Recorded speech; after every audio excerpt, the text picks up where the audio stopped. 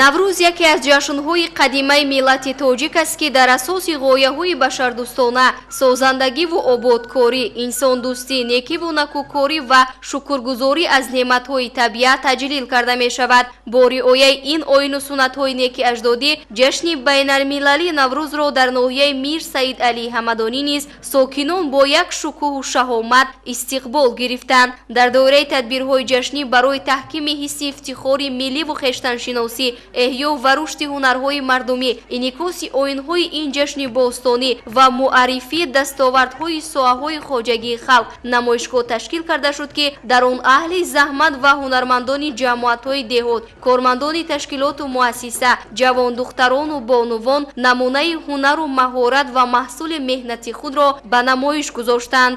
Наврӯз инъикоскунандаи таърих ва расму оинҳои миллӣ аст ки то имрӯз арзишҳои волои фарҳангии моро дар худ ҳифз намудааст. Дар намоишгоҳи мазкур тарзи оростани хони наврӯзӣ, омода кардани таомҳои миллӣ, маҳсулоти нониву қаннодӣ ва дигар оинҳое ки хоси ин ҷашни аҷдодӣ аст ба намоиш гузошта шуд. Дар ин тадбир ҷавонону варзишгарон низ барои тарғиби тарзи ҳаёти солим, ҳунару маҳорат ва дастоварди худро ба намоиш гузоштанд. Наврӯз яке аз оинҳои бостонии миллати тамаддунофар ва соҳибмаърифати тоҷик аст ки аз фарорасии соли нави хуршедӣ мужда медиҳад. Дар идомаи ин тадбир роҳбарияти мақомоти иҷроияи ҳокимияти давлатии ноҳия ва дигар меҳмонон ҳозиринро ба муносибати Наврӯзи фархундапай таҳният гуфта, аз таърихи пайдоиши Наврӯз ва аз саҳми асосгузори сулҳу ваҳдати миллӣ, пешвои миллат, президенти ҷумҳурии Тоҷикистон муҳтарам Эмомалӣ Раҳмон дар ҷаҳонгардонидани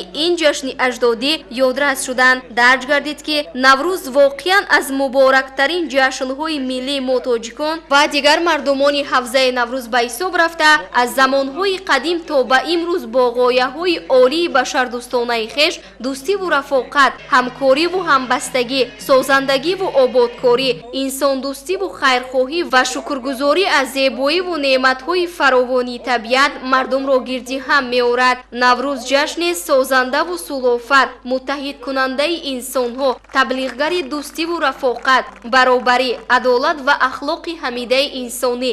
Мас ба ҳамин хотир Маҷмӯаи умумии Созмони Милали Муттаҳид 23 феврали соли 2010 дар иҷлосияи 64-уми Ассамблеяи Генералии ҳангоми барӯйхати мероси фарҳанги ғайримоддии башарӣ ворид намудани ҷашни Наврӯз қадномаро таҳти унвони фарҳанги сулҳ қабул намуд. Бояд иброз дошт ки ҷашни байналмилалии Наврӯзро дар ноҳияи Ҳамадонӣ сокинон имсол низ бо вусъати корҳои ободониву кабудизоркунӣ замина гузоштан ба рушди соҳаи кишоварзӣ ва баландбардоштани нишондоди истеҳсолӣ дар ҳама бахшҳои соҳа истиқбол гирифтанд. Дар идома барномаи мукаммали фарҳангӣ бо иштироки ҳунармандони шинохтаи ҷумҳурӣ пешниҳодӣ ҳозирин гардонида шуд.